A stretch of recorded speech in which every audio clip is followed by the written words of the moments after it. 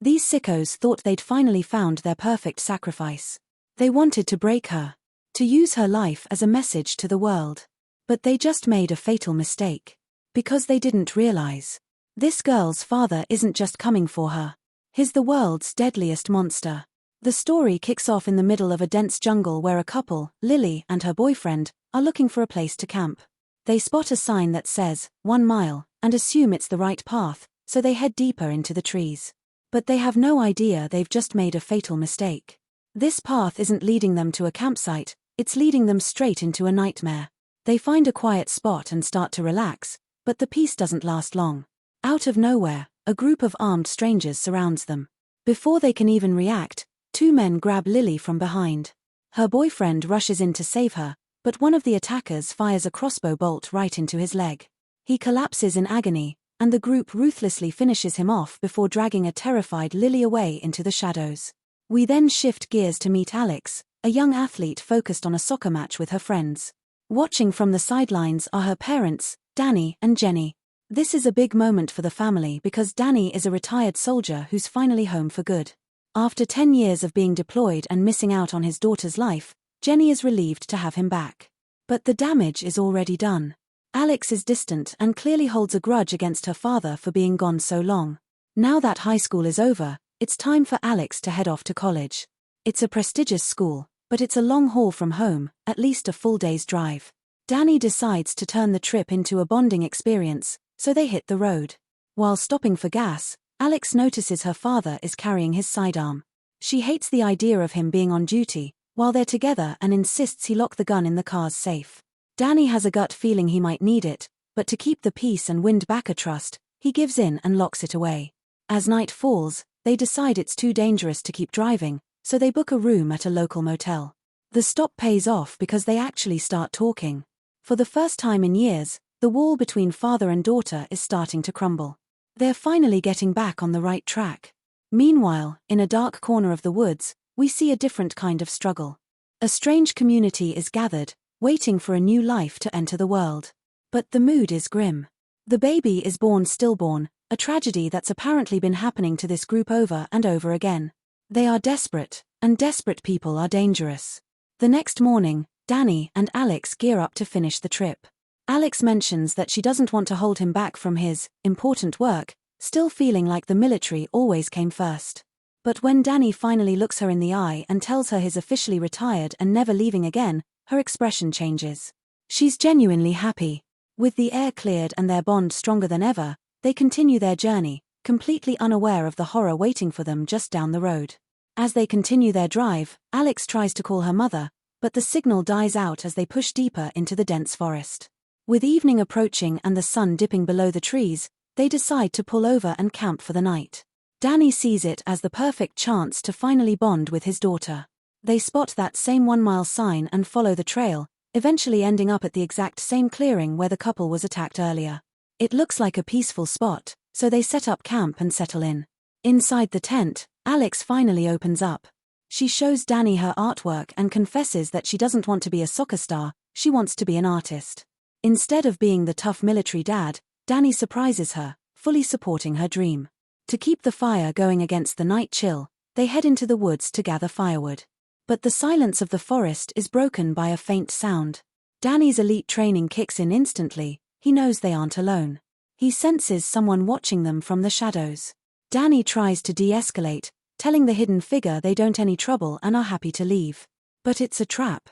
Suddenly, a group of armed men swarms from the trees. One of the thugs hijacks Danny's car and speeds off, while others grab Alex.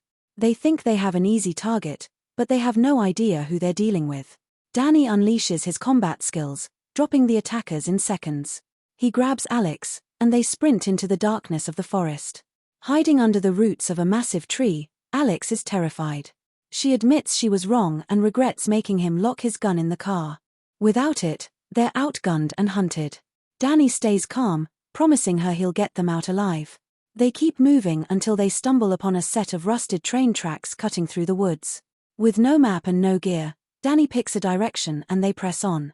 Deep in the woods, they find an abandoned RV. Danny wants to check it for a radio to call for help, but Alex is hesitant, fearing it's another trap. They watch the van from the brush for a long time, and when it seems clear, they move in. But as soon as they open the door, a dog begins barking frantically, alerting the inhabitants. A man lunges at Danny, but the veteran soldier shuts him down instantly. A second attacker joins the fight, and in the chaos, a third man grabs Alex and tries to drag her away. Danny goes into full warrior mode, taking on multiple enemies at once. He manages to break free, brutalizing his attackers, and uses the RV itself to pin one of the goons against a tree. Sensing more are coming, Danny grabs Alex and they disappear back into the forest. Word of the fight reaches a man named Angus. When he finds one of his men dead, his crew wants to retreat, but Angus refuses. He's humiliated and vengeful. He demands they hunt Danny down, no matter the cost, and orders them to report the situation to Stanley, the ruthless leader of their cult. The hunt is officially on. After escaping the chaos at the RV, Danny and Alex push deep into the wilderness. As the sun begins to set, they find a small, rocky overhang to use as shelter. It's not much, but it's better than being caught in the open during the night. They share the little food they have left, and the reality of the situation finally starts to sink in. Alex is terrified, asking the one question on both their minds. Who are these people, and why are they hunting us? Danny honestly doesn't have an answer. He's a soldier, used to dealing with clear enemies, but this feels different. Alex points out something even more chilling. They weren't trying to kill her, they were trying to take her.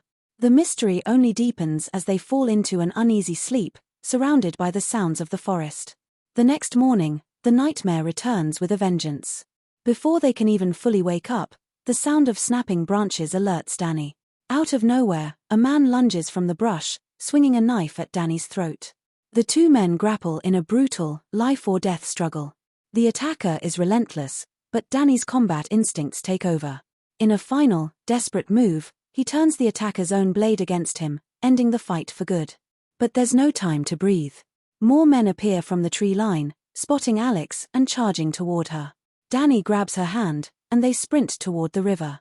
They manage to cross the freezing water just ahead of the pack, but the goons are right on their heels. They run until they hit a dead end, a sheer drop into a roaring river. With crossbow bolts whistling past their heads, Danny realizes they only have one choice. He grabs Alex and they leap into the churning water below.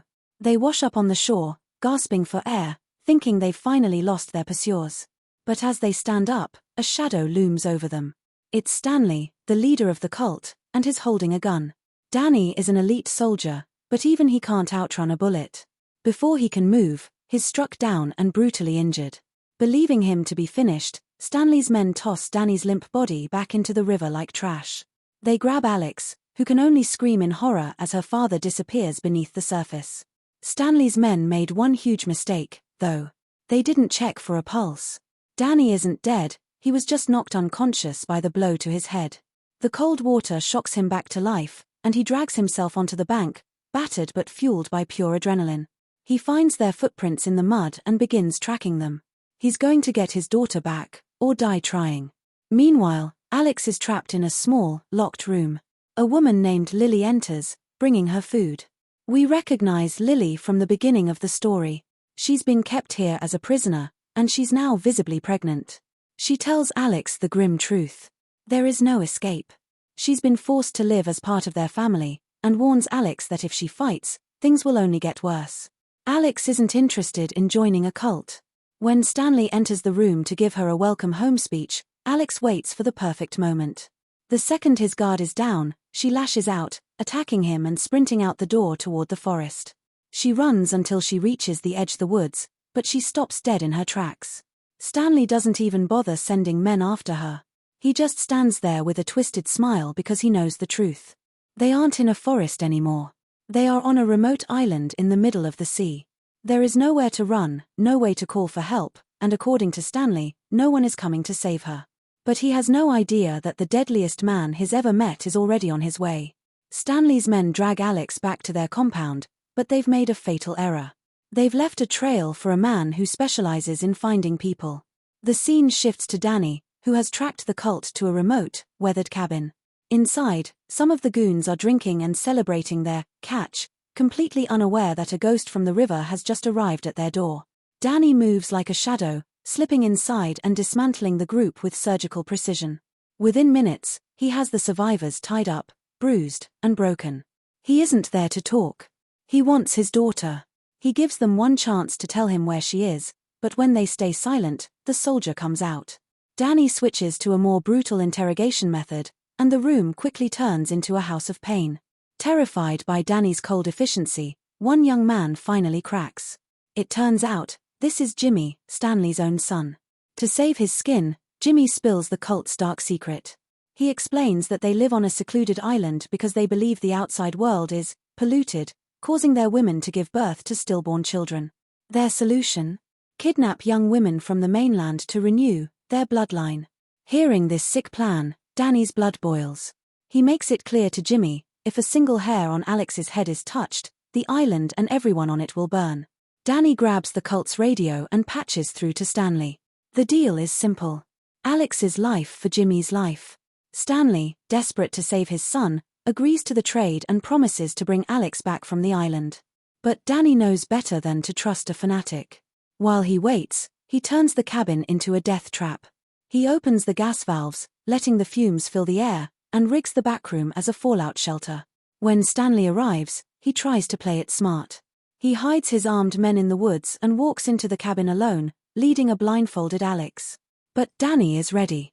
He's standing there with a blade pressed against Jimmy's throat. He warns Stanley that the room is filled with gas, one gunshot, and they all go up in flames. The tension is bone-chilling as they exchange the children. The moment Danny pulls the blindfold off Alex, she screams a warning, he brought his men.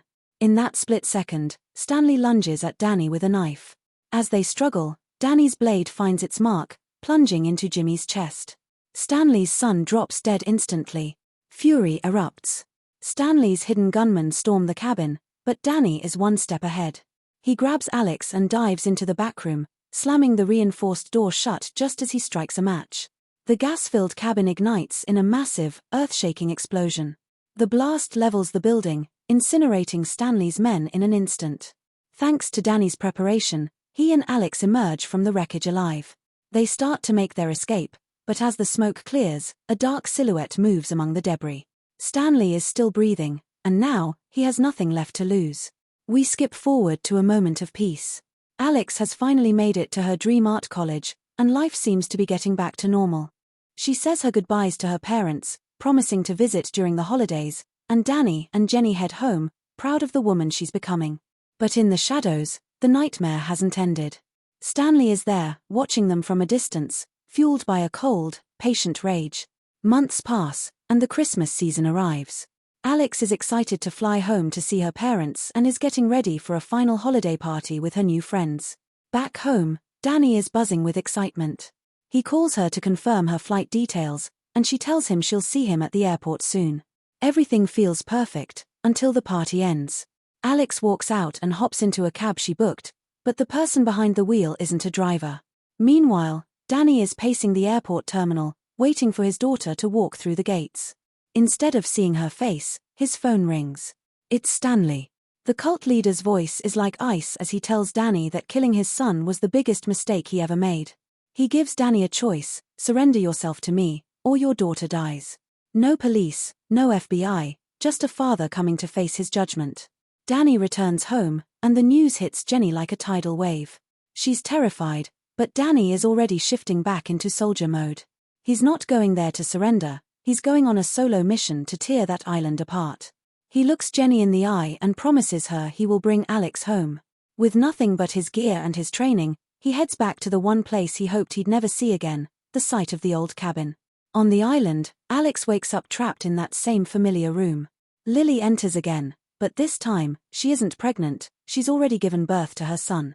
She's completely broken, telling Alex that she has accepted this place as her home and Alex should do the same. But Alex isn't giving up. She tells Lily that her father is coming, and he can save them both. Lily just shakes her head, she won't leave her child behind. Back at the shoreline, Danny reaches the dock where the cult keeps their boats. He pulls out his weapon, but instead of rushing in guns blazing, he plays it smart. He empties his gun and walks out into the open, surrendering himself to Stanley's guards.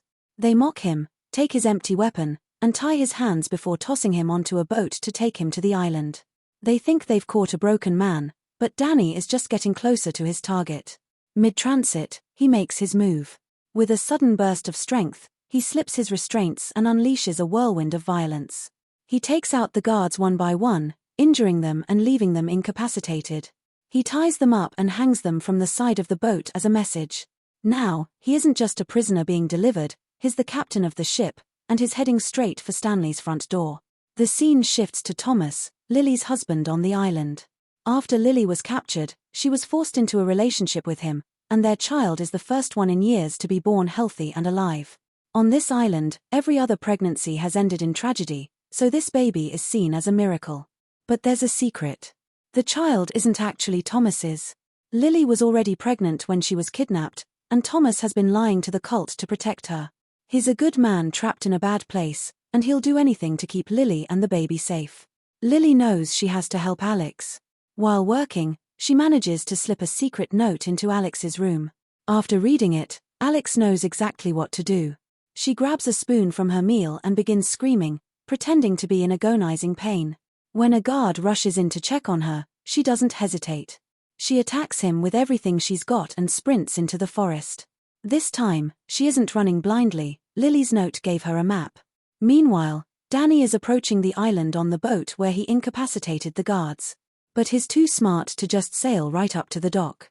Before the boat hits the shore, he slips into the freezing water and swims the rest of the way.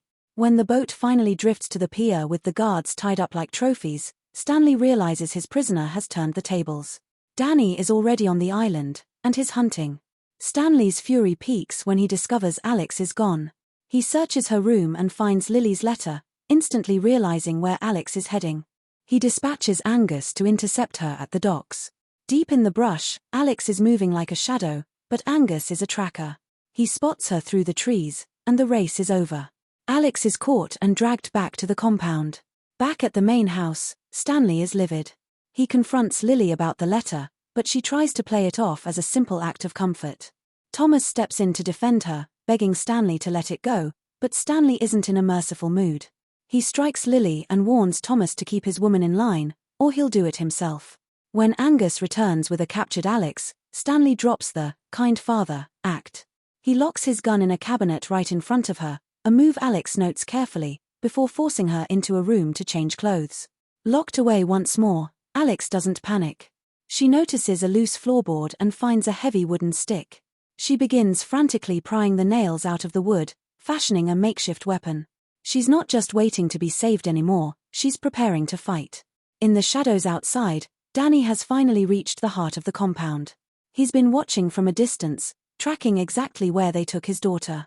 He moves through the perimeter, silently taking out guards one by one until he reaches the room where he saw a girl being held. He bursts through the door, ready to level anyone in his way, but stops dead. It's not Alex. It's Lily. She looks at the elite soldier and makes a desperate offer. I can save your daughter. Just get me out of here. Danny wastes no time, getting Lily out of the compound and into the safety of the trees. She points him toward the separate room where Alex is being held, but as Danny moves in to finish the job, his luck finally runs out. Angus and a group of armed guards ambush him. Instead of killing him on the spot, Angus decides to be cruel. He drags Danny into the room with Alex and locks them in together, wanting them to spend their final moments watching each other suffer. But Angus just made the biggest mistake of his life.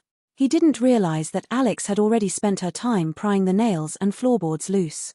With Danny's strength and Alex's preparation, they break through her makeshift exit and vanish into the night. They regroup with Lily, but she stops them. She refuses to leave without her son. She tells Danny that Thomas is the key, he loves her, he's a good man, and he can get them the keys to the only boat off the island. They form a plan.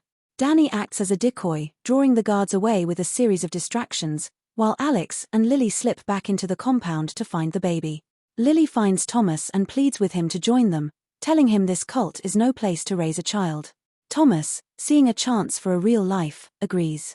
He tells them to head for the docks while he sneaks into the main cabin to steal the boat keys. The tension breaks when Stanley realizes the room is empty. He's beyond furious, but he has one final card to play. His voice crackles over the radio, chilling Danny to the bone. Somewhere along the way, the cult kidnapped Danny's wife, Jenny. Stanley steps out into the open, dragging a terrified Jenny with him. He gives Danny an ultimatum. Surrender now, or watch your wife die. Things go south fast. Thomas is caught red-handed trying to steal the keys and is dragged out in front of the community. He stands up to Stanley, finally speaking the truth that the family is a lie and Stanley is a monster. Without a second thought, Stanley pulls his trigger and guns Thomas down in cold blood. In the chaos, Alex has managed to slip into the room where Stanley keeps his weapon locker. She breaks the lock, but before she can grab a gun, one of the cult women corners her. However, when the woman sees Stanley murder Thomas, who was her own son, her loyalty snaps. Fueled by grief and revenge, she lets Alex go. Back in the clearing, Danny steps out of the shadows and drops his weapon, surrendering to save Jenny. Stanley stands over him, savoring the moment, ready to execute Danny to avenge his own son. But before he can pull the trigger, a shot rings out from the tree line. Alex emerges with a rifle, putting a bullet through the cult leader and ending his reign of terror for good. With Stanley dead, the cult's hold over the islanders shatters. The deadliest man has finally finished the mission. Danny gathers Jenny and Alex, leaving the island behind for a life where they'll never be separated again. And with that, the nightmare is finally over. That's the brutal reality of what happens when you mess with the wrong family. They thought he was just a retired soldier, but they quickly learned that some men are more dangerous when they have something to protect. If you loved this status flip, drop a like and subscribe to Movie Insight for more of the deadliest hero stories in cinema. Thanks for watching, I'll catch you in the next one.